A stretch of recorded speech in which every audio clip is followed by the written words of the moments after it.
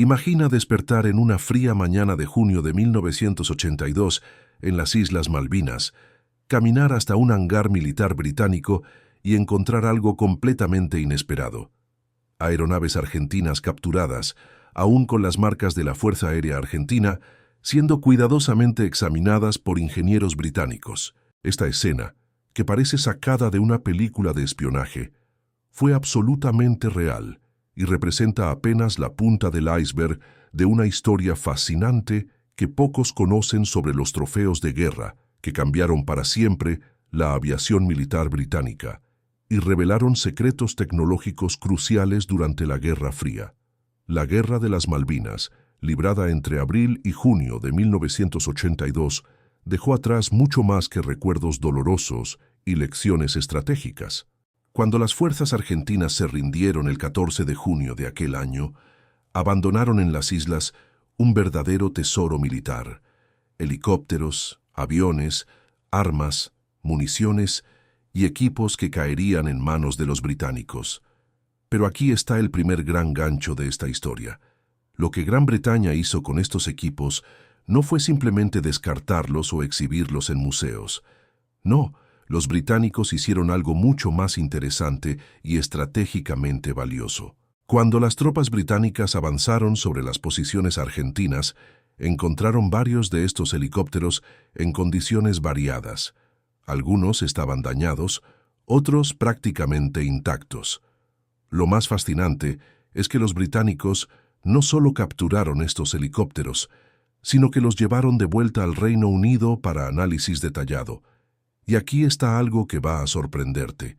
Al menos uno de estos A-109 fue completamente restaurado y volado por la Royal Air Force para pruebas y evaluación. Imagina la ironía de un helicóptero que días antes estaba siendo usado para apoyar tropas argentinas, ahora volando sobre el cielo británico, ayudando a los ingenieros de la RAF a entender sus capacidades, limitaciones y secretos tecnológicos. Pero ¿por qué los británicos tendrían tanto interés en un helicóptero civil adaptado para uso militar? La respuesta nos lleva a un aspecto crucial de la guerra que mucha gente no percibe. Durante el conflicto de las Malvinas, los británicos tuvieron serias dificultades con la altitud y las condiciones climáticas extremas de las islas. Sus propios helicópteros, aunque confiables, tenían limitaciones en operaciones de alta altitud y en condiciones de viento fuerte. El A-109, por otro lado, se mostró sorprendentemente eficaz en esas condiciones. Estudiar ese helicóptero no era solo curiosidad científica, era necesidad operacional. Los ingenieros británicos querían entender cómo los italianos habían conseguido crear un helicóptero tan versátil y eficiente, especialmente sus sistemas de control de vuelo y su capacidad de operar en ambientes hostiles. Ahora, prepárate para lo que tal vez sea el trofeo más espectacular de todos: los Pucará. El FMA IA-58. Pucará era, y aún es, uno de los aviones de ataque al suelo más interesantes jamás construidos. Desarrollado enteramente en Argentina por la Fábrica Militar de Aviones, el Pucará fue diseñado específicamente para operaciones de contrainsurgencia y apoyo aéreo cercano en terrenos accidentados. Con sus dos motores turbohélice, capacidad de operar en pistas cortas y no preparadas, y una impresionante carga de armamento, el Pucará representaba una filosofía de diseño completamente diferente de los jets rápidos que dominaban el pensamiento militar de la época. Durante la guerra, estos aviones causaron preocupación significativa a los comandantes británicos, especialmente por su capacidad de operar desde las pistas improvisadas en las islas. Cuando las fuerzas argentinas se rindieron, los británicos encontraron varios Pucará capturados en diferentes estados de conservación. Algunos habían sido dañados en ataques aéreos, otros fueron deliberadamente saboteados por las tropas argentinas en retirada, pero algunos permanecieron en condiciones de vuelo o próximas a eso. Y aquí es donde la historia se vuelve verdaderamente cinematográfica. Los británicos no solo estudiaron estos aviones en el lugar, literalmente los desmontaron, los pusieron en barcos y los llevaron de vuelta al Reino Unido. Uno de estos Pucará, con la matrícula A515, fue completamente restaurado por el Royal Aircraft Establishment en Farnborough y no solo exhibido, sino efectivamente volado en territorio británico. Ahora debes estar preguntándote, ¿por qué demonios los británicos se tomarían el trabajo de desmontar, transportar, restaurar y volar un avión de ataque argentino? La respuesta revela una de las prácticas más secretas y fascinantes de la inteligencia militar: la explotación de equipo capturado. Durante la Guerra Fría, las potencias occidentales y orientales estaban desesperadas por obtener información sobre las capacidades tecnológicas unas de otras. Cada avión, cada sistema de armas capturado era una ventana para entender no solo la tecnología del enemigo, sino su filosofía de combate, sus tácticas y sus vulnerabilidades. El Pucará era particularmente interesante porque representaba un enfoque de diseño único, no influenciado por las tradiciones aeronáuticas europeas o americanas. Era genuinamente sudamericano en su concepto y ejecución. Los ingenieros británicos querían respuestas para preguntas específicas. ¿Cómo conseguía el Pucará operar de forma tan eficaz en pistas cortas? ¿Cuál era el secreto de su estabilidad en vuelo bajo y lento? ¿Cómo funcionaban sus sistemas de mira? ¿Cuán vulnerable era a diferentes tipos de fuego antiaéreo? Y tal vez la pregunta más importante de todas, ¿había algo que pudieran aprender del diseño argentino que pudiera ser incorporado en sus propios aviones? Volar el Pucará capturado no era solo mostrar dominancia, era ciencia aplicada al estudio de la guerra. Pero los trofeos aéreos no paran allí. Los británicos también capturaron helicópteros Bell UH-1H Iroquois, los famosos Hueys, que se habían vuelto icónicos durante la Guerra de Vietnam.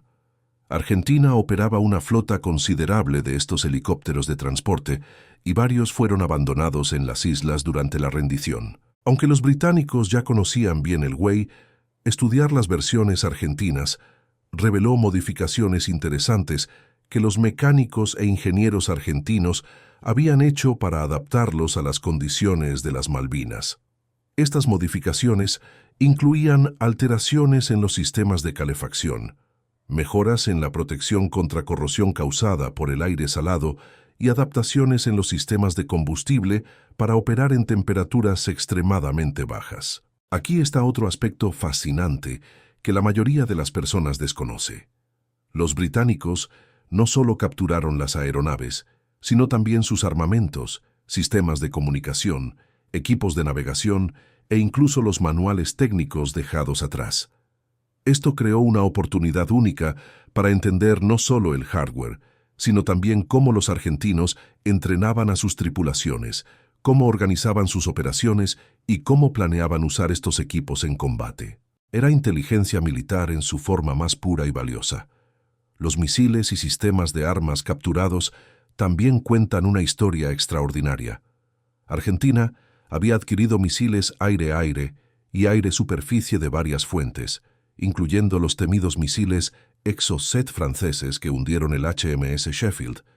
Aunque la mayoría de los Exocets fueron lanzados durante la guerra, los británicos consiguieron capturar otros tipos de misiles argentinos, incluyendo misiles aire-aire AIM-9 Sidewinder, que irónicamente habían sido originalmente suministrados por los Estados Unidos. Estudiar estos misiles, especialmente aquellos que fallaron o no fueron lanzados, proporcionó datos cruciales sobre confiabilidad, sistemas de guiado y posibles contramedidas. Pero tal vez el aspecto más sorprendente de toda esta historia de trofeos de guerra sea lo que sucedió en los años siguientes al conflicto. Algunos de los equipos capturados no fueron solo estudiados y archivados, sino efectivamente incorporados al arsenal británico de forma permanente. Helicópteros capturados fueron usados para pruebas de larga duración, ayudando a desarrollar nuevos procedimientos operacionales. Piezas de repuesto de aviones argentinos fueron utilizadas en programas de investigación, y el conocimiento adquirido a través del estudio de estos equipos influyó directamente en el desarrollo de futuras aeronaves y sistemas de armas británicos. Considera, por ejemplo, cómo el estudio del Pucará influyó en el pensamiento británico sobre aviación de ataque al suelo. Antes de las Malvinas, La RAF estaba completamente enfocada en jets rápidos, como el Harrier y el Jaguar. El Pucará demostró que había valor en aviones más lentos, más simples y más robustos para ciertas misiones. Aunque los británicos nunca adoptaron un avión exactamente como el Pucará, los conceptos aprendidos influenciaron los requisitos para futuras aeronaves de apoyo cercano y el desarrollo de drones de ataque que surgieron en las décadas siguientes. La historia de los trofeos de las Malvinas también nos lleva a cuestiones éticas y legales fascinantes. Técnicamente, el equipo militar capturado en guerra se convierte en propiedad del captor de acuerdo con las leyes internacionales de conflicto armado. Pero había matices complejos aquí. Algunos de los equipos argentinos, como los helicópteros Augusta italianos, eran propiedad de fabricantes terceros. Italia, como nación de la OTAN y técnicamente aliada de Gran Bretaña, quedó en una posición delicada cuando descubrió que sus helicópteros estaban siendo desmontados y estudiados por los británicos. Hubo negociaciones diplomáticas discretas sobre el destino final de estos equipos, negociaciones que permanecieron secretas durante décadas. Y aquí está otro elemento intrigante. Los argentinos también capturaron equipo británico durante la guerra. Helicópteros británicos derribados o forzados a aterrizar en territorio argentino fueron rápidamente evacuados al continente y estudiados con el mismo fervor que los británicos demostraron con los trofeos argentinos. Esto creó una especie de intercambio de inteligencia forzado, donde ambos lados ganaron percepciones sobre las capacidades del otro. Sin embargo, Gran Bretaña tuvo una ventaja significativa. Ellos ganaron la guerra y, por lo tanto, tuvieron acceso a una cantidad mucho mayor de equipo capturado. Los pilotos británicos que tuvieron la oportunidad de volar las aeronaves argentinas capturadas dejaron relatos fascinantes. Volar el Pucará, en particular, fue descrito como una experiencia reveladora. Los pilotos británicos, acostumbrados a jets supersónicos, descubrieron que el Pucará exigía una mentalidad completamente diferente. Era un avión que recompensaba la delicadeza y el conocimiento íntimo de sus características de vuelo. En baja altitud, donde fue diseñado para operar, el Pucará era sorprendentemente ágil y estable. Sus controles eran pesados en comparación con aviones modernos, pero esto proporcionaba una sensación táctil que muchos pilotos de prueba encontraron satisfactoria. Un piloto británico describió volar el Pucará como volver a los fundamentos de la aviación de combate, donde realmente sentías la máquina respondiendo a cada comando. El mantenimiento de estas aeronaves capturadas presentó sus propios desafíos únicos. Los mecánicos británicos tuvieron que aprender sistemas diseñados de acuerdo con especificaciones argentinas, con manuales en español y usando herramientas y procedimientos diferentes de los que estaban acostumbrados. En algunos casos, tuvieron que improvisar piezas de repuesto porque no había proveedores disponibles. Esta experiencia, aunque desafiante, fue increíblemente valiosa. Enseñó a los técnicos británicos a pensar creativamente sobre mantenimiento y reparaciones, habilidades que se probarían útiles en futuras operaciones expedicionarias, donde el soporte logístico era limitado. Otro aspecto raramente discutido es el destino final de estos trofeos. Algunos de los equipos capturados eventualmente encontraron su camino hacia museos, donde permanecen hasta hoy como recordatorios tangibles del conflicto. El Imperial War Museum en Duxford, por ejemplo, exhibe un Pucará capturado, permitiendo que visitantes vean de cerca esta singular máquina de guerra argentina. Pero no todos los trofeos tuvieron destinos tan públicos. Algunos fueron literalmente probados hasta la destrucción en programas de investigación clasificados. Otros fueron eventualmente desguazados después de que toda información útil fue extraída. Y algunos, se cree, aún están almacenados en instalaciones militares secretas, preservados en caso de que surja alguna necesidad futura de estudiarlos nuevamente. La dimensión psicológica de los trofeos de guerra tampoco puede ser ignorada.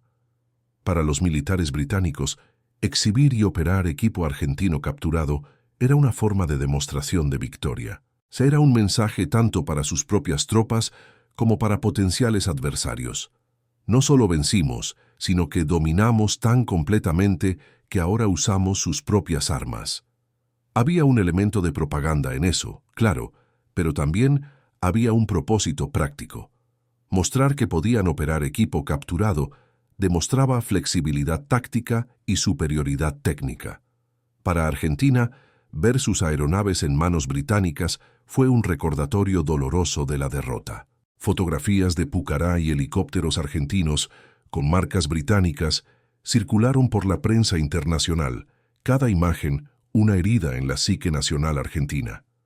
Algunos en Argentina argumentaron que los británicos deberían devolver los equipos como gesto de buena voluntad en las décadas después de la guerra, pero esta sugerencia nunca ganó fuerza real. De acuerdo con las convenciones internacionales, los británicos tenían todo el derecho de mantener lo que habían capturado. La Guerra de las Malvinas también fue uno de los primeros conflictos donde helicópteros desempeñaron un papel absolutamente crucial en prácticamente todos los aspectos de las operaciones. Desde los helicópteros Sea King, que transportaron tropas, hasta los Gazelles usados para reconocimiento, estas máquinas fueron indispensables. Estudiar los helicópteros argentinos capturados, por lo tanto, no era solo sobre entender el equipo específico, sino sobre comprender cómo un adversario usaba poder aéreo rotativo en combate moderno. Las lecciones aprendidas influyeron directamente en el desarrollo de la doctrina británica de helicópteros en las décadas siguientes. Una historia particularmente interesante involucra un helicóptero Chinook argentino que casi fue capturado intacto. Las fuerzas especiales británicas habían identificado el helicóptero y planeaban una operación para capturarlo antes del fin de la guerra, reconociendo su valor tanto como equipo como fuente de inteligencia. Sin embargo, antes de que pudieran ejecutar el plan, el helicóptero fue destruido en un ataque aéreo. Los británicos quedaron tan decepcionados que inmediatamente comenzaron negociaciones tras bambalinas para adquirir Chinooks adicionales de otras fuentes, parcialmente motivados por lo que habían aprendido sobre la eficacia de este tipo de helicóptero observando las operaciones argentinas. La tecnología de comunicaciones capturada de las Malvinas también reveló información valiosa. Los argentinos estaban usando una mezcla de equipos de comunicación de varios orígenes, incluyendo radios americanos, franceses y de fabricación doméstica.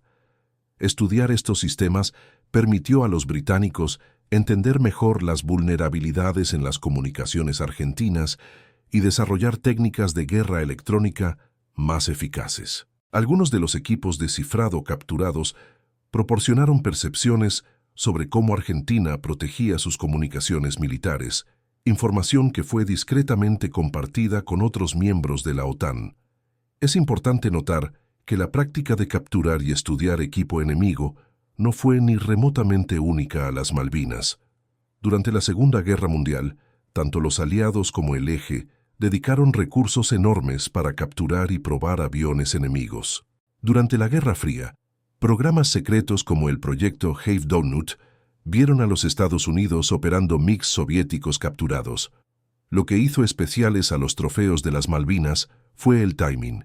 Este fue uno de los últimos conflictos convencionales donde grandes cantidades de equipo militar moderno cambiaron de manos, y uno de los primeros donde los medios modernos documentaron extensivamente el proceso. Las fotografías de los trofeos de las Malvinas, algunas de las cuales solo fueron desclasificadas décadas después, cuentan su propia historia visual fascinante. Imágenes de Pucará con marcas argentinas estacionados en bases aéreas británicas, rodeados por técnicos con tabletas y cámaras, capturan un momento único en la historia militar. Otras fotos muestran helicópteros argentinos siendo cuidadosamente desmontados, cada componente etiquetado y catalogado para estudio posterior. Hay incluso imágenes de pilotos de prueba británicos posando al lado de sus nuevas monturas argentinas, sonrisas que mezclan satisfacción profesional con un toque de diversión irónica. El valor educacional de los trofeos de las Malvinas se extendió más allá de los militares. Universidades británicas con programas de ingeniería aeronáutica recibieron acceso limitado para estudiar ciertos aspectos de los equipos capturados. Estudiantes de diseño de aeronaves tuvieron la rara oportunidad de examinar filosofías alternativas de diseño, particularmente el pragmatismo robusto del diseño argentino versus la sofisticación técnica que caracterizaba aviones británicos. Estas comparaciones proporcionaron lecciones valiosas sobre compromisos en diseño de ingeniería, donde no hay necesariamente una solución mejor, solo diferentes enfoques para diferentes requisitos operacionales. La historia de los trofeos de las Malvinas también intersecta con el mundo de la aviación civil de maneras sorprendentes. Después de la guerra, algunos componentes de aeronaves argentinas capturadas eventualmente encontraron su camino hacia el mercado de piezas de repuesto civil. Motores de helicópteros, sistemas aviónicos y otros componentes que no tenían valor militar directo fueron vendidos a través de intermediarios, generando ingresos y garantizando que al menos alguna parte de las máquinas de guerra argentinas continuara volando, aunque en contextos completamente diferentes. 40 años después de la Guerra de las Malvinas, los trofeos capturados continúan siendo fuentes de fascinación y estudio. Historiadores militares aún debaten el valor estratégico real de los equipos capturados versus el esfuerzo gastado en transportarlos, restaurarlos y estudiarlos. Algunos argumentan que los recursos dedicados a estudiar aeronaves argentinas podrían haber sido mejor gastados desarrollando capacidades británicas. Otros contraargumentan que la inteligencia obtenida fue invaluable, proporcionando percepciones que no podrían ser obtenidas de ninguna otra forma. La verdad probablemente está en algún lugar en el medio, con diferentes trofeos, proporcionando diferentes niveles de valor. Lo que permanece indiscutible es que los trofeos de las Malvinas representan un capítulo fascinante y poco explorado de un conflicto que ya fue extensivamente estudiado en otros aspectos. Nos recuerdan que la guerra no es solo sobre quién vence o pierde en el campo de batalla, sino también sobre lo que se aprende en el proceso. Cada aeronave capturada, cada sistema de armas estudiado, cada manual técnico traducido, representaba conocimiento siendo transformado en ventaja estratégica, y en un mundo donde superioridad tecnológica puede significar la diferencia entre victoria y derrota, ese conocimiento era y continúa siendo extremadamente valioso.